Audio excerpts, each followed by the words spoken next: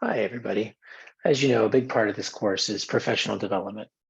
And I'd like to talk now about what you can expect once you submit an application, whether it's an application for an internship, like we have been thinking about in this class, or an internship or a job application. You need to think about sort of the steps in the process of securing a position. First thing, of course, is submitting the application, but that's really just the first step. And we really want to talk about what comes next. In the case of capstone, there's a sort of a set series of events. First of all, the supervisors will receive your applications, which you will email to them, and you should receive a confirmation of receipt, meaning that they'll respond to your message saying that they've received your materials and they'll get back to you once they've reviewed them. Once the supervisors will review the materials, you should probably expect some sort of follow-up. While you're waiting on that, I want you to keep me informed of any contact that you have with them. I want you to prepare alternative applications if you find out that your top 5 are extremely popular. We really want you to hedge your bets. And then I really want you to start thinking about the next steps in the process of securing that internship. So know what your schedule is and when you have blocks of time available that you could meet with a prospective supervisor for an interview or a site visit. If your applications required you to submit a list of references, you want to make those references aware. And even if they didn't require a list of references, you probably want to find a couple of folks who are willing to speak on your behalf, just in case that's necessary at any point. And the next thing I'd like you to do is start prepping for some sort of interview, whether it's in person or on Zoom or over the phone. It's entirely possible that a supervisor may call you to schedule an interview time. You've given them your contact information, and so we might expect that you'll receive a call rather than an email. Regardless, before you respond too quickly, you want to stop and take a breath. The next thing to do is to ask some really pertinent questions. If you get them on the phone, first thing you should do is ask if they have time for some questions. If it's by email, you have a little bit more latitude. Things that you should be asking. First of all, who will be interviewing you? It may be more than just the site supervisor, and it's a good idea to know who those people are so you can look them up, maybe by looking at LinkedIn or some company or organization website, and know a little bit about them in advance. You should know if they want you to provide anything other than your resume and cover letter. So there may be some other materials they would like to see, like a writing sample or something like that. And certainly you want to make sure that you provide all those materials at the time of your interview. You should also figure out how much time you should be allotting for this interview. If it's in person, you want to think about that because it could take a big chunk of your day. Regardless, you don't want to be rushed to get through an interview. So find out how much time they suspect it will take. Another question you should ask is where specifically the organization is located and where they would like to meet for the interview. It's not just a street address in many cases. You want to know the specifics of how to reach their offices, for instance. In large organizations, they may be hard to find within a building or within a complex. It's a good idea to find out how you should dress if there's a tour involved. If it's just an office visit, maybe it doesn't matter, but if they want you to go to a site that might be muddy or in conditions that could be, or weather conditions that could be adverse, you want to make sure that you're prepared. And I think last but not least, you want to know if it's an individual position or if they're trying to assemble a team. This could be important to you in your final decision process. If you're going to be part of a team, you might want to know who those other students are, or at least be aware that there could be other students involved.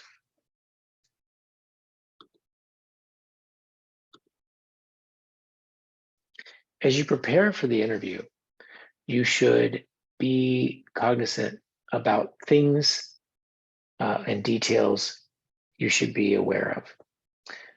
You should know the organization backwards and forwards, not only from what was prepared as part of the catalog description, but from what you can find online. You should know a little bit more about the organization and their mission. You should know the internship, not only from the catalog description, but try to collate information that you could that you've maybe found out through the meet and greet. You should also, believe it or not, make sure that you know your resume backwards and forwards. Sometimes, especially after if a resume hasn't been updated too frequently, there may be material on the resume that you are less familiar with, or maybe it's in the distant past. You want to make sure that you're not blindsided by a question about a job or volunteer opportunity that you had years ago. Practice your responses. It's very important that you are clear, concise with your responses to questions during the interview. You don't want to go on for extended periods of time. You want to make sure that you are eloquent in speaking. And practicing your responses is a good way to do that. I really recommend that. Really recommend practicing with friends and family. It's a great way to get comfortable with the idea of an interview. I also suggest that you prepare a cheat sheet and complete a checklist. And those are things that I will talk about a little bit later in this lecture. Last couple of points I'll make. First of all, make sure that you dress appropriately. And in this case, dress appropriately for the conditions that you will be experiencing, whether those are the conditions of an office or conditions in the field. It's a good idea to think about dressing so that you match those conditions. Last, but certainly not least, get some rest and make sure that you have a snack before your interview. You want to make sure that you are in top physical condition to have that interview experience. You don't want to be distracted. Elsewhere among the lectures that I've shared, we've talked about the STAR method of situation, task, action, and result for interviews. For resumes, but you can use the same thing for interviews. When you're asked a question about past experience, try to cultivate responses that use that STAR methodology. So think about the situation. In this case, think about examples and situations in which you have done certain things that reflect responses to the interview questions.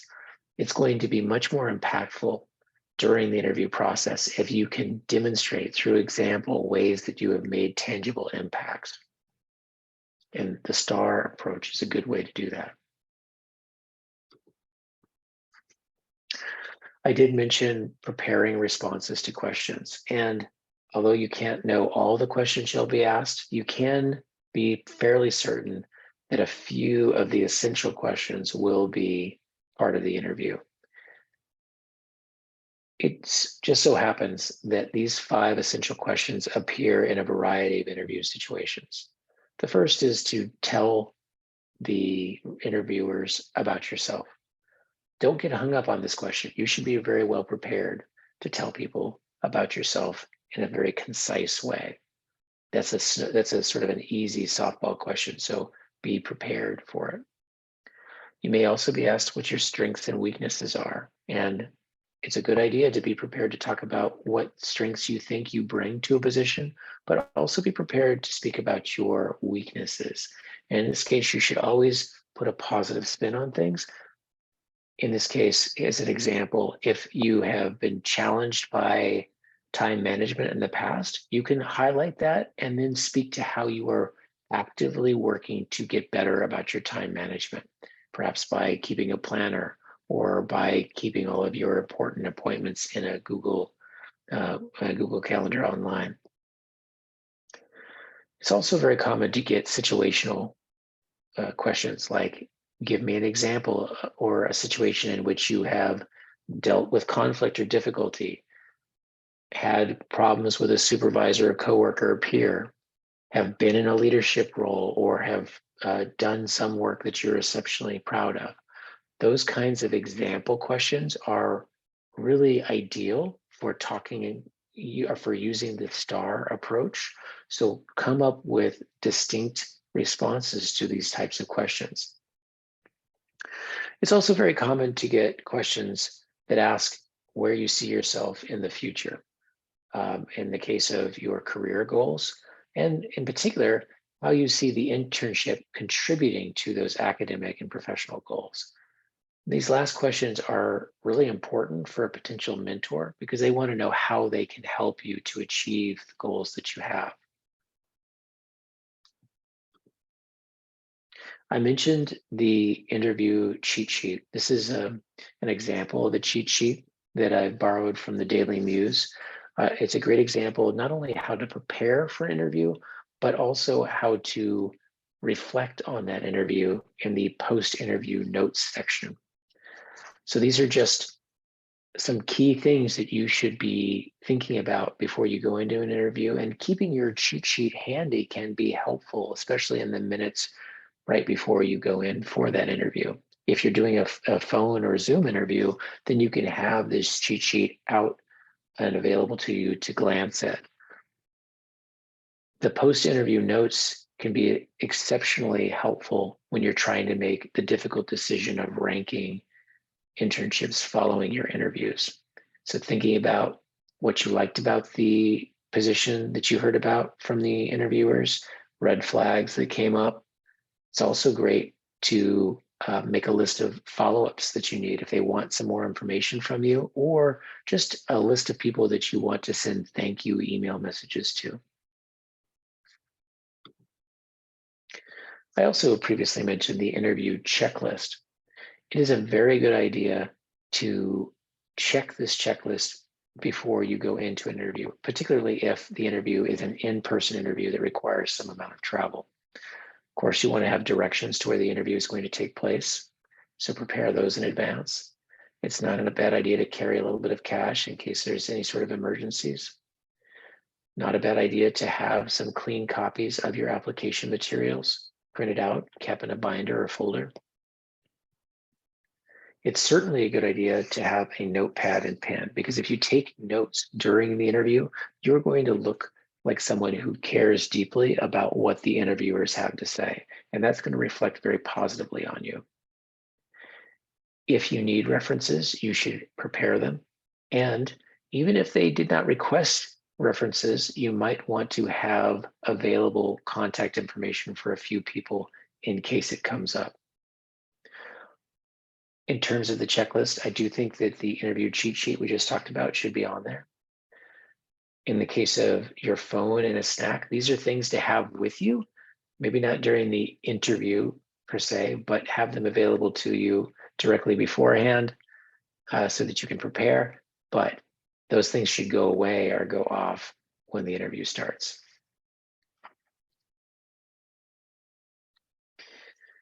I want to make a couple of brief comments about phone interviews, because phone interviews are unique and a particular type of challenge.